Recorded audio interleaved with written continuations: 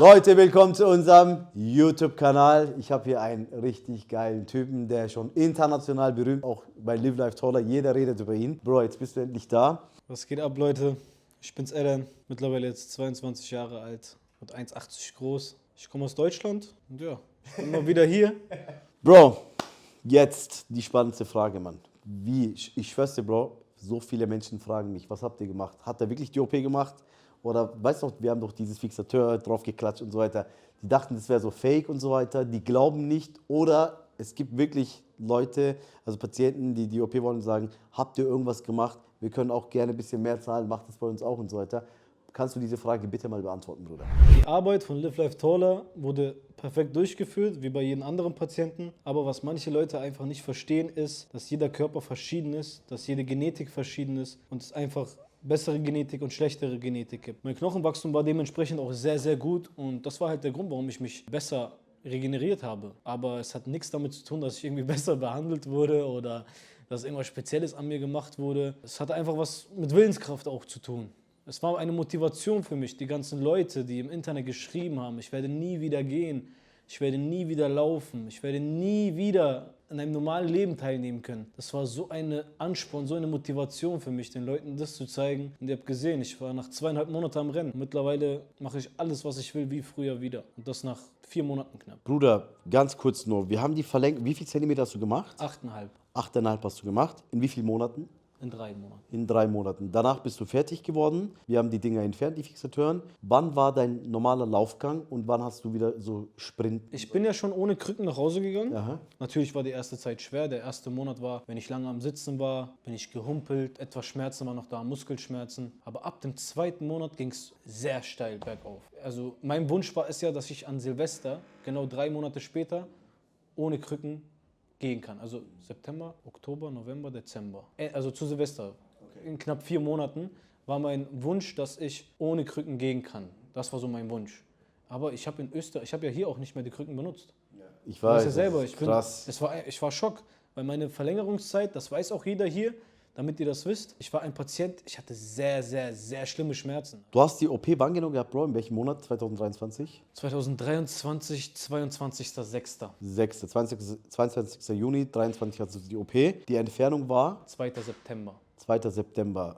Und so dieses normale Laufgang, ohne irgendwie Humpeln oder so. Wann war das? Es kommt drauf an. Ich konnte ja nach einem Monat, also ich war 2 Wochen hier, dann nach 2 Wochen zu Hause, war mein Gang okay, aber nach 5 bis 10 Minuten habe ich zu humpeln angefangen. Ah, weil, okay.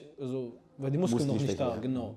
Aber der normale Gang, wo ich sage, ey, ich kann machen, was ich will und meine Beine werden nicht mehr müde, war zu Silvester. Also Okay. nach 3 Monaten. Da habe ich ja das erste Mal, nach 2,5 Monaten habe ich sogar das erste Mal versucht zu rennen. Ich habe mich ja nicht getraut. Dann dachte ich mir, komm, dann geh einfach aufs Laufband und probier. Ich habe es gemacht. Habe ich auch einen TikTok aufgenommen. Ich war selber schockiert, dass das klappt. Ich habe dir ja direkt das Video geschickt. So, what? Ich so, Alter, ich kann laufen. Danach habe ich 1 Monat später nochmal versucht und dann habe ich 21 km/h geschafft. Ich so, krass, so. Richtig krass. Natürlich. Es ist nicht so, ich kann nicht sagen, es ist 100% wie früher. Ein bisschen, du spürst den, ich habe den Nagel und die Schrauben ein bisschen gespürt, aber nicht so, dass es unangenehm ist. Ich spüre die einfach. Aber ich glaube, ich bin mittlerweile bei 95, 96% und die letzten 4% kommen, wenn die Nägel raus. Richtig, weil diese Nägel Halten dich ein bisschen halten zurück. steif auf, weißt du? Ihr müsst euch vorstellen, das ist Titan. Ja. Das ist Titan, das ist steinhart. Euer Muskel ist ja trotzdem ein Knochen, aber trotzdem auch etwas flexibel und an euren Körper angepasst. Und ich glaube, wenn die Stange draußen ist, ist die Flexibilität auch viel mehr da. Und dieser Laufband, wo du gesprintet, sage ich mir jetzt mal, gell? Das ist ja auch nicht so ein normaler Laufgang. Es geht mit deiner Geschwindigkeit, glaube ich, Genau, gell? genau. Das ist auch ein härteres Laufband, soweit. Es ist schwerer, ja. Schwerer, gell? Schwerer als... Es hat eine Wölbung und du stellst da nichts ein. Du läufst einfach und es rollt mit dir. Genau, mit deiner Hamsterrad, Geschwindigkeit, wie ein gell? Hamsterrad Genau. ungefähr. Geil, Mann. Boah. Respekt, Bro. Respekt. So, jetzt die Frage. Wie fühlt sich ein Mensch nach der Beinverlängerungsoperation? Weil, ich meine, Bruder, du hast ja 8,5 Zentimeter. 8,5 ist 8,5, ist was Krasses, ja? Wie fühlst du dich? Also, wie fühlst du dich, diese Frage ist so gemeint, wie fühlst du dich jetzt körperlich? Fühlst du dich gesund? Fühlst du dich fit? Und wie ist es so draußen? Weil du warst ja auch in Dubai, auch mal so reisen und so weiter. Du bist auch ein Mensch, ich der bin reist. viel gereist. Am Anfang, ich bin euch ehrlich, ohne zu lügen, ich war in der Verlängerungszeit hier sind auch eigentlich so, sagen wir, 30% der Patienten. Ich war in der ganzen Verlängerungszeit sehr negativ eingestellt. Psychisch halt echt am Ende gewesen. Aber Sedat hat mir immer gesagt, Bruder, ich lass dich jetzt einfach machen. Du wirst schon dankbar sein. Ich lass dich einfach in Ruhe. Du wirst sehen. Ich so, okay, Bruder, alles gut. Hatte schlechte Laune, dies, das. Und dann auf TikTok die Kommentare, die haben mich am Anfang gar nicht gejuckt. Aber mit der Zeit dachte ich mir, boah, vielleicht haben die Leute ja recht. Was ist, wenn ich wirklich nicht gehen kann und so. Aber dann, als ich zurück war und ich gesehen habe, ich bin gerade ohne Krücken, habe ich gesagt, guck, jetzt nehme ich auseinander. Jetzt zeige ich den Leuten. Aber die Leute, die sagen, du wirst nie wieder gehen. Ich fange an zu gehen, die sagen, du wirst nie wieder laufen. Ich fange an zu laufen, zu sprinten, die sagen, du wirst nie wieder Basketball spielen. Ich spiele Basketball, die sagen, du wirst nie wieder Rückwärtssalto machen. Ja, die sagen mir Sachen, die ich davor sowieso nicht konnte. Und die auch nicht können. Ja, die auch nicht können. Ja, die Leute haben immer was zu reden. Ja. Ja, Leute, aber macht weiter so. Macht weiter so, das ist eine Motivation für alle hier. Macht weiter so, hört nicht damit. Bruder, bereust du es, dass du die OP gemacht hast? Guck mal, ich bin dir ehrlich, ich brauche jetzt auch nicht irgendwie was gut zu reden oder schlecht zu reden.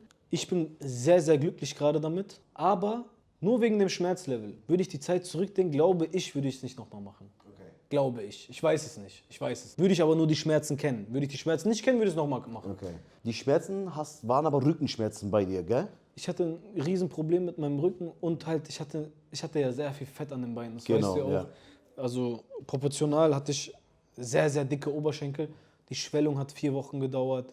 Ich hatte blaue Flecken, die Pins. Ich hatte keine Komplikationen, Gott sei Dank. Die Pins und Knie und Nerve Pain und das waren Sachen, mit denen ich einfach lange Zeit nicht klarkam. Ich habe auch viel geheult. Das weißt du auch. Ich habe die ganze Bude voll geschrien. Aber es hat sich gelohnt. Aber weißt du, was krass ist? Wenn ich dich gesehen hätte, Bro, wenn ich jetzt ein Patient wäre, ich käme hier für die OP, hätte ich dich gesehen, ich würde die OP niemals machen. Aber wenn ich dich jetzt sehen würde, würde ich die OP sofort morgen machen. Das ist halt so krass, Bruder. Aber das glauben mir auch die meisten Leute nicht. Ich hatte einfach echt Schmerzen, Bruder. Also ich habe Patienten gesehen, der aus Amerika, ich weiß seinen Namen nicht mehr. Der war 3 Monate einfach am Chillen. Der hat nicht mal einmal einen Ton von sich gegeben.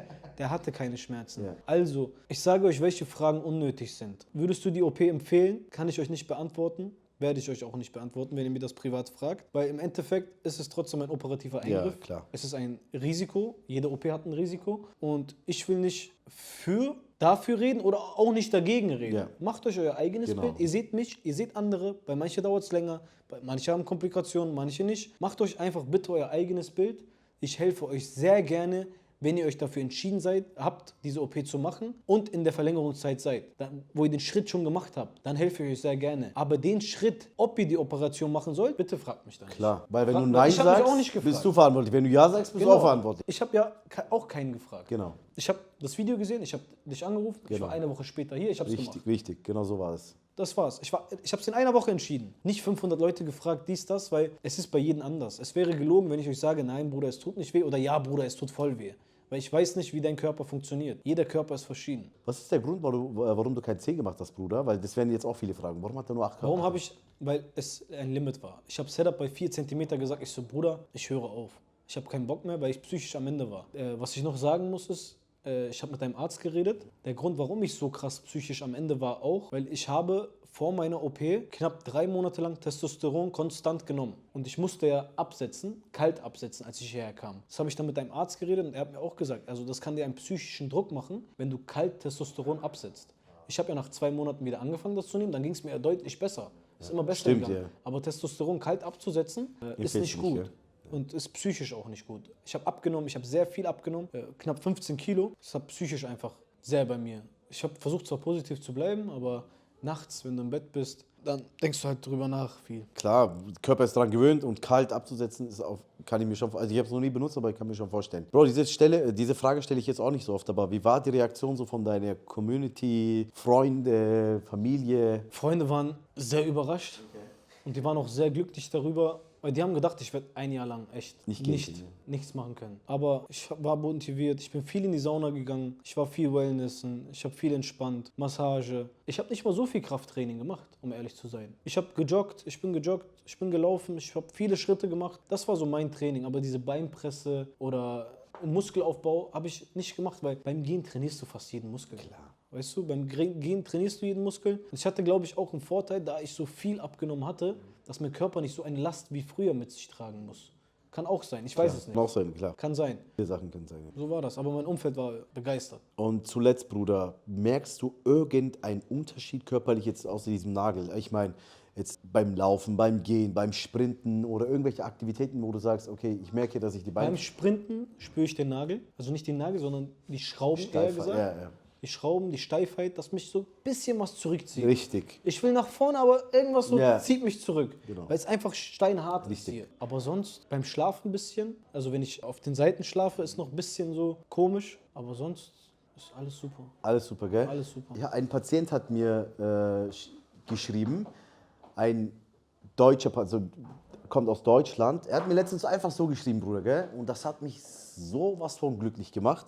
Schau mal, wir haben die Nägel entfernt bei ihm und der ist auch so jemand, der gerne sprintet und läuft und so weiter. Ich zeig's dir mal, und weil du jetzt gerade Nagel erwähnt hast, weißt du? Ich bin 100% davon überzeugt, dass es wieder so wird wie früher. Schau mal, Bruder, das ist der Patient. Ich kenne den. Kennst du den, gell? Ja, der war auch hier. Gell, der war hier, gell? Hast du ihn gesehen, gell? Schau, der war auch richtig, also bei ihm hat sich auch richtig rentiert. Schau mal, so nachdem er gewachsen ist, so mit Anzug. Bro, du weißt ganz genau, wer du bist. Schau mal, richtig krass. sehr stark. Schau mal, das, was er mir geschrieben hat, einfach so von sich, Bro. Bruder, wollte dir sagen, seit längerem bin ich wieder normal, also als ob ich nie eine Beinverlängerung hatte. Bin letztens einfach losgesprintet und bin schneller als je zuvor, wegen längerer Beine. Und du musst wissen, ich war Kurzstrecken schon immer der Schnellste gewesen. Damals Schule, so Bundesjugendspiele. Seit der Marknagel entfernt ist, bin ich bei 100% Normalität wieder. 100%. Ja. Leute, das ist er. Und wie du sagst, es ist halt im Endeffekt ein Fremdmaterial, Bruder. Der ist halt am Knochen drin. Sobald er rauskommt, fühlst du dich halt einfach mega. Und ich bin wirklich sehr, Aber sehr glücklich. ich war selber skeptisch. Guck mal, ich war selber skeptisch. Ich dachte mir, ey, komm, 100% wird nicht mehr. Aber Leute, ich bin kein unehrlicher Mensch. Ich bin ein sehr direkter und ehrlicher Mensch. Ich lüge nicht. Ich muss nichts gut oder schlecht reden. Ich profitiere nicht dadurch, wenn ich schlecht rede oder gut rede. Ich sage einfach die Wahrheit und so, wie es ist. Aber ich bin der Meinung, es wird seine Zeit brauchen bei manchen schneller, bei manchen kürzer. Aber am Ende vom Tunnel ist ein Licht und du wirst deine 100% erreichen. Es wird lange dauern, es wird kurz dauern, das ist egal. Aber Hauptsache ist, am Ende vom Tag wirst du wieder der Alte. Und du musst auf deinen Körper hören. Ja. Der Grund, warum ich keine 10 cm gemacht habe, ist, echt mein Körper gesagt hat, stopp. Guck mal, das sind 1,5 cm, was ich noch zu 10 gebraucht habe. Ich wollte das nicht mehr. Mein Körper hat gesagt, ey, dann, hier ist okay, es reicht hier. Mein Körper sagte mir, ich soll aufhören, ich habe aufgehört. Aber du hast dich auch wohl gefühlt, oder? 8 cm ist, ab 7 bin ich der Meinung, ist Perfekt. perfekt. Klar, Bro, 7, Mann. 5 ist auch schon ein Unterschied, du siehst den Unterschied. Aber ab 7, ich wollte ja bei 5 auch schon aufhören. Du hast mich ja motiviert, weiterzumachen. Bei 8,5 war Sense. 8,5 war Sense. Also Bro, ganz ehrlich, ich möchte auch was dazu sagen. Das ist wirklich, ich bin der Meinung, weißt du hast etwas in der Hand. Ob du Gold daraus machst oder was anderes, du weißt schon, was ich meine? Liegt an dir, genau. Also wir sagen halt auch mal im Doktor zum Beispiel, hey, ich operiere dich, wir geben dir den besten Service, aber was du daraus machst, ist, du bist das. Weil, weißt du, ja, zum Beispiel, ich denke, niemand hat Feinde, Mann. Ex-Frau oder Ex-Beziehung oder der Freund, der Kumpel, nein, du bist dein Feind. Richtig, Bro? Du bist dein Feind einfach. Du brauchst keine Feinde, weil du dein Feind bist. Ja. So. Und you are only your limits, da gibt es so ein Wort, weißt du? Und du bist derjenige, der dich halt, weißt du? Und ich denke, Bro, du hast das Richtige gemacht. Ja, in der Verlängerungsphase hat jeder so eine Reaktion. Der andere hat, übrigens, ich war genauso wehleidig wie du. Jeden Tag rumgeheult, wirklich. Also es gibt aber so Patienten, wo ich mir denke, boah, Mann, der Typ ist krass. Aber ja, ist krass. Es kein Leute Medikament. keinen Schmerz. Der Michael zum Beispiel, du weißt ja, er zeigt auch sein Gesicht. Er hat kein Medikament genommen, Bro. Krass. Kein Medikament. Krass. Ich frage ihn so, wie geht's dir? Jeden Tag positiv. Super, Bruder, super, Bruder. Denke ich mir mal, hey, spielt der mir jetzt was vor? Mir jedes Medikament auf dieser Welt, glaube ich, gegeben. Und nee, Bro, vielen herzlichen Dank, Bruder. Ich bin wirklich mega glücklich und ich bin auch umso mehr glücklich, die Nägel zu entfernen und da mal deine Performance sehen zu dürfen. Übrigens, Knochenwachstum ist super. Es ist zugewachsen, aber ich will noch warten. Bisschen noch, genau, so dass wir halt dann 100% sicher sind. Noch ein emotionales Moment. Bro, ich habe einen Kumpel für dich da, Mann. Hast du den vermisst? Ich will den nicht mehr sehen, ja. Das ist eine Hassliebe. Hassliebe? Das ist eine Hassliebe. Aber ich bin ehrlich, Ja. die Zeit hier, ich weiß nicht warum, obwohl es eine sehr schlimme Zeit war in meinem Leben, die Zeit hier, man hat es ein bisschen vermisst. Gell? Ja. Die Schmerzen nicht, aber die Leute, das Unterhalten, die Späße Danke, machen, Bro. die Diskussion, man hat diese Zeit hier schon vermisst. Ey, Bro, diese Babys haben dir geholfen, Mann. Diese Babys haben dir geholfen. Ich habe meine noch immer zu Hause eingereicht. Echt, oder? Bilderrahmen, Geil, ja. geil. Hast du das Bilderrahmen schon reingetan oder Ja, noch nicht? ja. Geil. Also Leute, Eren ist wirklich ein cooler Typ. Ich liebe es an dir. Du bist echt wirklich direkt, Bruder. Also du redest nicht das Schönste vom Schönsten oder Ich bin immer Schlechtes ehrlich, auch privat, auch privat. Das ist das, was dich besonders macht, glaub mir. Viele kommen aber nicht klar damit, ich bin mir sicher. Aber Bro, ich liebe sowas, weil offen und Ich ehrlich. muss direkt sein. Aber Ja.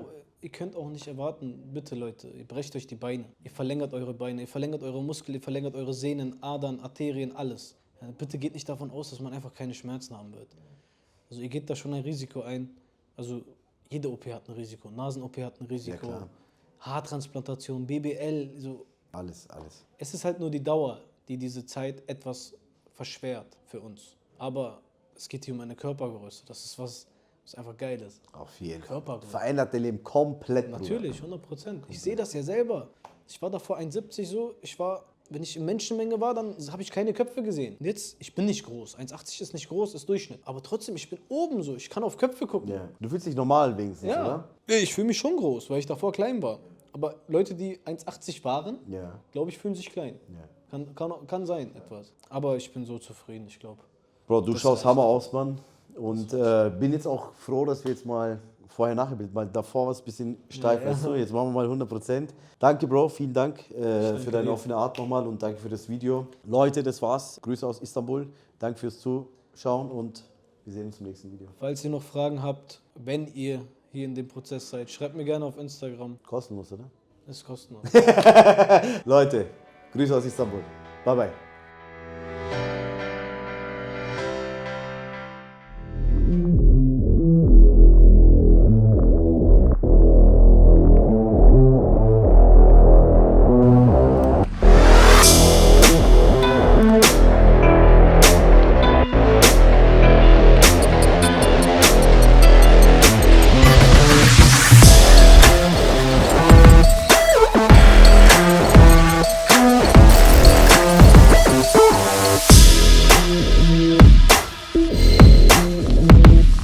Yeah.